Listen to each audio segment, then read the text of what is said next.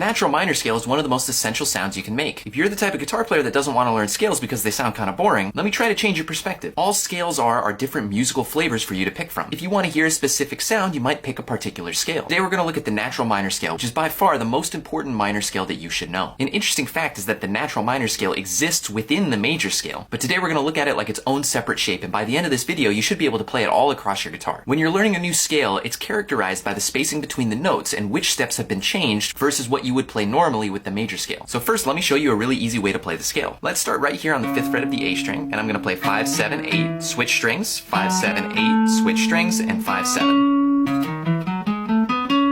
It's obviously a different sound from the pentatonic or the major scale that you might already know. And right away it evokes this kind of dark sound. Look very carefully at the spacing between your fingers when you play that scale. A really awesome thing on the guitar is that you can take that shape and move it around anywhere to play a minor scale for a different key. So because we started on the 5th fret of the A string, we would call that the D minor scale because that note is D. But if I moved it to the 3rd fret and played the same shape again, we'd actually be playing the C minor scale, which is kind of crazy.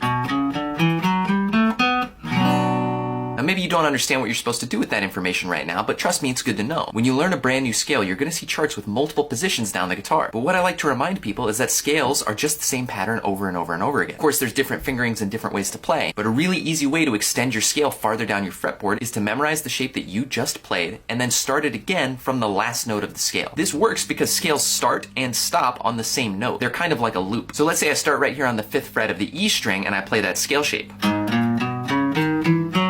The note that I ended off on can actually be a starting place for the same scale again. But once again, we have the most annoying part of the guitar, which is that if it touches the B string, you just need to shift those frets over by 1. So let's try that again. I have my original scale shape. The note that I ended off on is the same note that I started on, so I can begin another scale shape from there. But when I get to the B string, I have to make a small adjustment. I can't play the same scale shape. I have to just move it over by 1 fret to complete my scale.